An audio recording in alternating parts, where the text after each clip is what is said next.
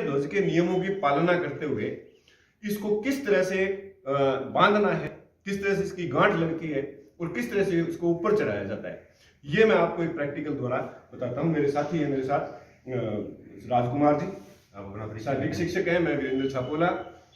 हम आपको बताते हैं कि किस तरह से राष्ट्रीय ध्वज को बांधा, पहले समेटा जाना चाहिए, उसके बाद इसको ऊपर चढ़ाने की प्रक्रिया भी आपको बताएंगे। इस रस्सी को एक बार छोड़ दें भाई साहब, ये लीजिए, इसको पकड़िए आप। इसमें दो सिरे हैं, देखिए, एक सिरे में ये टैग लगा हुआ है, दूसरे सिरे में ये रस्सी है। अब अपने को ध्यान ये रखना कि ये जो टैग है इसको हमेशा इसको इस तरह से समेटेंगे और इस टैग को अंदर की साइड में रखेंगे और इस रस्सी को बाहर की साइड में। अब दूसरी बार समेटेंगे तो टैग अंदर आना चाहिए, ये ध्यान रखने वाली बात है। अब सेकंड टाइम फिर इसको यूं समेटेंगे, ये देखिए टैग फिर अंदर है और रस्सी ये नीचे खुली है।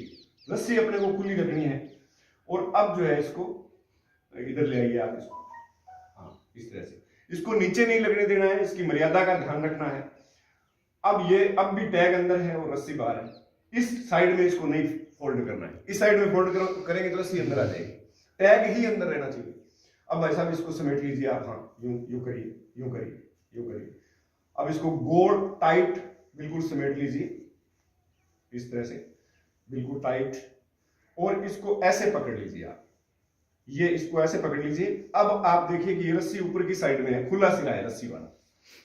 इस खुले सिरे को आप यूं करके और यूं फोल्ड करके और इस तरह से इसको इस तरह से एक घेरा बना लीजिए, ऐसे इस तरह से घेरा बनाइए।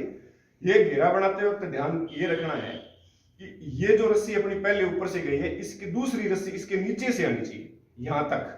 बस एक ही राउंड देना है अपने को, एक राउंड दे करके इस रस्सी को ऊपर जो रस्सी गई है उसके नीचे से निकालना है, यूं नीचे से निकालना है, ऊपर से नहीं निकालना, नीचे से यूं निकालना है। ये अब आपका ध्वज जो है वो समेटा गया है, तैयार है। अब इसको चढ़ाया कैसे जाए ये ध्यान रखना है। सर एक बार आप मेरे पास आएंगे, इस ध्वज को पकड़ेंगे आप, हम राजेंद्र जी इसको पकड़िए, हम आपको अब रस्सी में इसको किस तरह से चढ़ाया जाए। ये हमारे पास ध्वज की रस्सी है, इसमें कोई गांठ नहीं होनी चाहिए।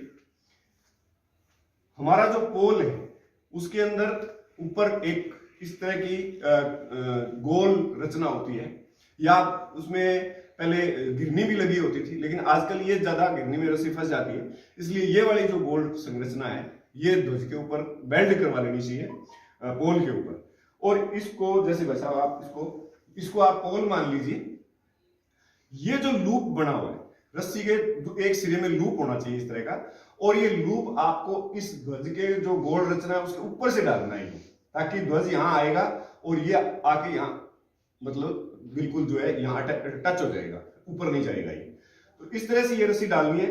इस रस्सी के अंदर इसको पूरा नीचे तक, जितना ऊंचा हमारा ध्वज है नीचे तक यूं रस्सी पूरी डबल होनी चाहिए, खींचने के लिए डबल होनी चाहिए, ये रस्सी नीचे तक जानी चाहिए, दोनों सिरे एक जैसे होने चाहिए, बीच में गांठ नहीं होनी चाहिए। अब ये दोनों सिरे मेरे पास है, एक सिरा खुला है और दूसरा सिरा ये लूप वाला है, ये देखिए दोनों सिरे। अब ये लूप वाला जो सिरा है इसको अपने यूं करके और इस टैग में डाल देते हैं, ये टैग में डल गया। अब झंडा उल्टा फेरने का या नए खुलने का प्रश्न ही पैदा नहीं होता, ये डाल दिया है हमने इसको, इस तरह से ये ऊपर जाएगा जब चढ़ाएंगे तो। और ये वाला जो सिरा है इसको इसके साथ हम रीफ नोट लगा करके और साधारण जिस गांठ को बोलते हैं वो गांठ लगा करके इसको इसके साथ अटैच कर देते हैं, पूरी तरह इसको खींच के अटैच करते हैं ताकि खुले नहीं। अब जो है इस ध्वज को हम जो ऊपर चढ़ाएंगे तो ये ध्यान रखना कि ये रस्सी खींचे नहीं। अगर ये रस्सी पहले खींच गई आपकी, इसको छोड़ दीजिए बस, ये रस्सी अगर पहले खींच गई तो ध्वज आपका पहले ही फैल जाएगा, इसलिए इसको ढीला छोड़ना है। और इस रस्सी को यूं ध्वज को छोड़ते हुए, छोड़ दीजिए सर इसको, हाँ ऊपर रखिए आप, ऊपर रखिए आप, और इसको जैसे हम खींचेंगे, दूसरी रस्सी को यूं खींचेंगे तो ये ध्वज देखिए अपने आप ऊपर जाएगा, ये ऊपर जाकर के, और ये टैग उस कड़े के अंदर जो ऊपर गोल संरचना उसके अंदर अट जाएगा और ये नीचे आ जाएगा। नीचे एक इस तरह की खूंटीनुमा रचना होती है, दोनों सिरों को अपने बांध देंगे, जैसे इस रस्सी को थोड़ा ढीला रखेंगे। जैसे ही हमारे वीआईपी आते हैं या संस्था प्रधान जो भी हमारे ध्वजारोहण करते हैं उनको हम ये ढीले वाला सिरा दे देते हैं, और जैसे ही वो इसको खींचेंगे ध्वज अपने आप बहुत अच्छे तरीके से फैल जाएगा, न उल्टा फैलेगा और न कहीं अड़ेगा। धन्यवाद, जय हिंद।